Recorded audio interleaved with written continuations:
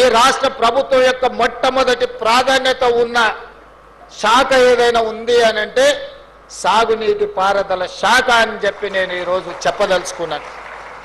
ఈరోజు ఇది నేను కాదు, మొట్టమొదటి ప్రధానమంత్రి పండిట్ జవహర్లాల్ నెహ్రూ గారు దేశ స్వతంత్రం వచ్చిన తర్వాత ఆ రోజు ఉన్న ఆర్థిక పరిస్థితుల్లో, ఆ రోజు దేశంలో నెలకొన్న పరిస్థితుల నేపథ్యంలో మొట్టమొదటి ప్రాధాన్యత కింద ఇరిగేషన్ అండ్ ఎడ్యుకేషన్ ని పండిట్ జవహర్లాల్ నెహ్రూ గారు బాధ్యతగా తీసుకున్నారు.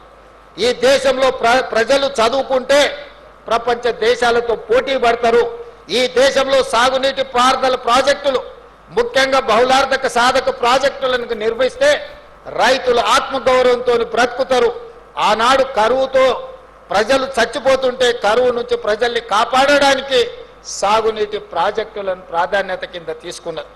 మొట్టమొదటి ప్రధానమంత్రి మొదటి ప్రాధాన్యత కింద తీసుకున్న ఇరిగేషన్ అండ్ ఎడ్యుకేషన్ ఈ రోజు ప్రపంచ దేశాల ముందు మనం ఆత్మగౌరవంతో నిలబడే విధంగా ఈ దేశం అభివృద్ధి చెందింది. ఈ రోజు ఆహార ఉత్పత్తిలో మిగులు దేశంగా మన దేశం నిలబడ్డది అని అంటే ఆనాడు బాక్రానంగల్ డ్యాం నుంచి మొదలు పెడితే నాగార్జున సాగర్, శ్రీశైలం, అదే విధంగా ఎస్ఆర్ఎస్పి ప్రాజెక్టుల వరకు మొట్టమొదటి ప్రధానమంత్రి పండిట్ జవహర్లాల్ నెహ్రూ గారు వేసిన పునాదులే ఈ రోజు తెలంగాణ రాష్ట్రంలో సాగునీటి ప్రాజెక్టులు. చాలా సందర్భాలలో మాట్లాడుతున్నారు, మేము 1 కోటి ఎకరాలకు నీళ్లు ఇద్దామనుకున్నాము, 1 కోటి ఎకరాలకు నీళ్లు ఇచ్చినామని. ఆనాడు కాంగ్రెస్ పార్టీ పండిట్ జవహర్లాల్ నెహ్రూ గారి మొదలుపెట్టిన నాగార్జున సాగర్, శ్రీశైలం, శ్రీరామ్ సాగర్ చూడండి, ఈనాడు కట్టిన కాళేశ్వరం చూడండి, ఎంత నిధులతో ప్రాజెక్టులు కట్టినాం. ఇవే కాదు, అంతకంటే వెనక్కి వెళ్తే నిజాం సర్కారు కట్టిన 1908లో ఈ నగరానికి వరదలు వచ్చి వేలాది మంది చచ్చిపోయినప్పుడు మోక్షగుండం విశ్వేశ్వరయ్య గారు డిజైన్ చేసిన ఉస్మాన్ సాగర్, హిమాయత్ సాగర్, మూసీ నది డిజైన్లను చూడండి, నిర్మాణాలను చూడండి. 100 సంవత్సరాలైన చెక్కు చెదరక మానవ నిర్మితమైన అద్భుతమైన కళాఖండాలుగా ఈ రోజు ఆ ప్రాజెక్టులు ఉన్నాయి. సాంకేతిక పరిజ్ఞానం లేనప్పుడు నాగార్జున సాగర్ కట్టిండ్రు. సాంకేతిక పరిజ్ఞానం అభివృద్ధి చెందుతున్న సందర్భంలో శ్రీశైలం ప్రాజెక్టు కట్టిండ్రు, శ్రీరామ్ సాగర్ కట్టిండ్రు. ఆనాడు కట్టిన ప్రాజెక్టులు ఎన్నోసార్లు వరదలు వచ్చినాయి, ఉపద్రవాలు వచ్చినాయి. కానీ ఆ ప్రాజెక్టులు ఈరోజు నిటారుగా నిలబడి మన ప్రాంత ప్రతిష్టకు ప్రతీకలుగా నిలబడ్డాయి. ఉమ్మడి రాష్ట్రంలో 22 లక్షల ఎకరాలకు నీళ్ళు ఇచ్చిన నాగార్జున సాగర్ కావచ్చు, ఈరోజు పవర్ ప్రాజెక్టులు కానీ సాగునీటి ప్రాజెక్టులు అందిస్తున్న శ్రీశైలం 2009లో అత్యధికంగా వరదలు వచ్చినప్పుడు కొట్టుకుపోతాయేమని చెప్పి ప్రజలు కృష్ణానది పరివాహక ప్రాంతంలో ప్రజలు ప్రాణాలను గుప్పిట్లో పట్టుకొని ఉన్నా కూడా చెక్కు చెదరకుండా నిలబడ్డ ప్రాజెక్టులు శ్రీరామ్ సాగర్ కానీ, లేకపోతే నాగార్జున సాగర్ కానీ, లేకపోతే శ్రీశైలం ప్రాజెక్టు. ఏ వరదలు లేవు, ఏ ఉపద్రవం లేదు, ఏ భూకంపాలు లేవు. 3 ఏళ్లలోనే కట్టడం కూలడం జరిగిపోయింది కాళేశ్వరం.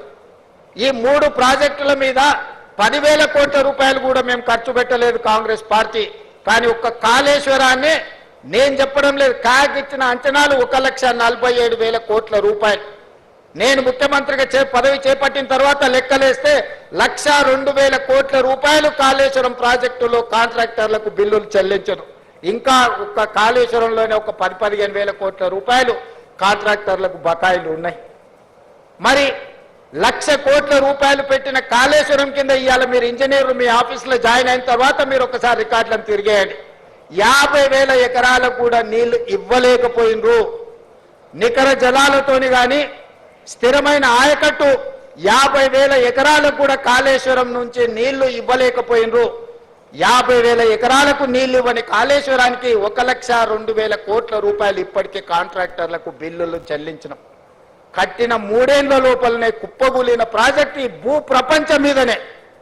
సొమాలియా లాంటి వెనుకబడిన దేశాల నుంచి మొదలు పెడితే అభివృద్ధి చెందిన అమెరికా వరకు ఈ భూ ప్రపంచం మీదనే కట్టిన ప్రాజెక్టు 3 ఏళ్ల కుప్పగూలిన ప్రాజెక్టు చూపించాలి ప్రపంచ చిత్రపటం మీద అంటే అది కేవలం కాళేశ్వరం, మేడిగడ్డ, అన్నారం, సుందిల్ల ప్రాజెక్టులు అని చెప్పక తప్పదు. అయినా గొప్పలు మాట్లాడుతుంటారు కాళేశ్వరం అని.